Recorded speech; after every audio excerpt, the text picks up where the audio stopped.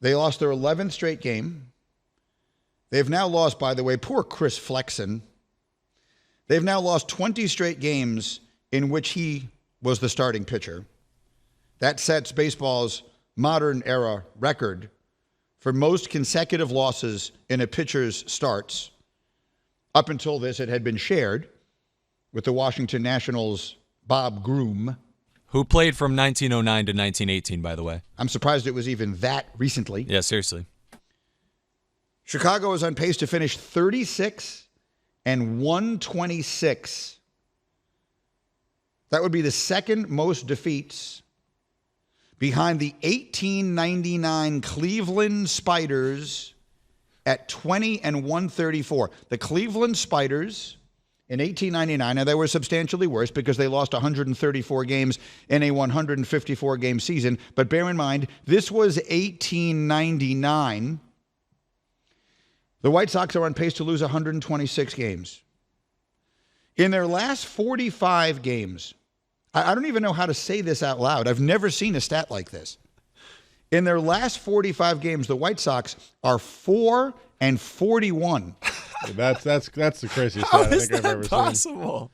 seen. 45 games. I don't think I've ever seen that crazy. in any sport. It is the worst record over a 45-game span since the 1916 Philadelphia Athletics.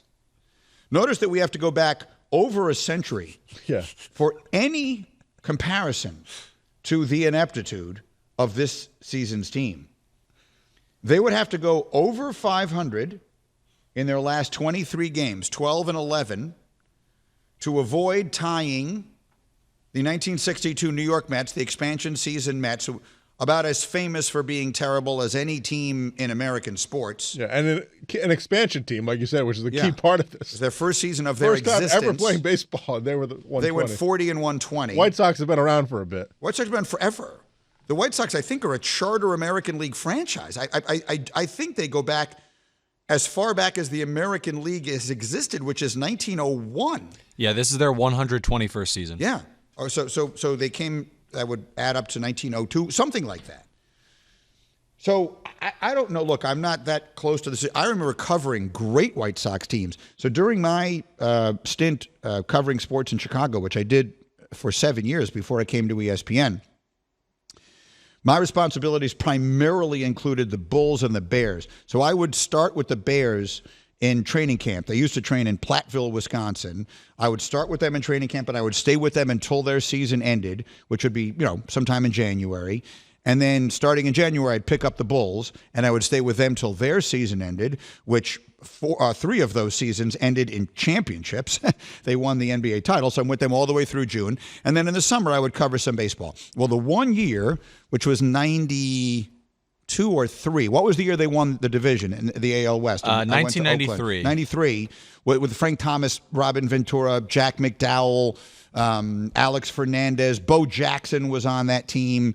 I traveled with that team, in September because it became a big enough deal in town. They were going to win the division, and that was at a time when the Cubs hadn't won anything in 100 years and the White Sox had been bad. So a winning baseball team in Chicago was a super unique event, enough that they took me off the football, and I actually traveled with the White Sox for a while.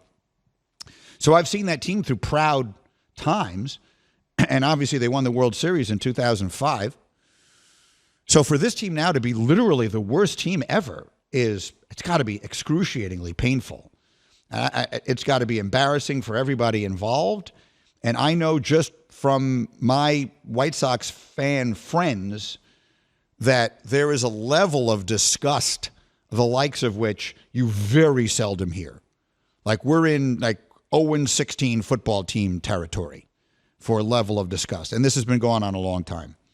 So I feel for the players. I really do. They're trying as hard as they can. And unfortunately, they may wind up the worst team ever. And I'm not sure how you come back from that.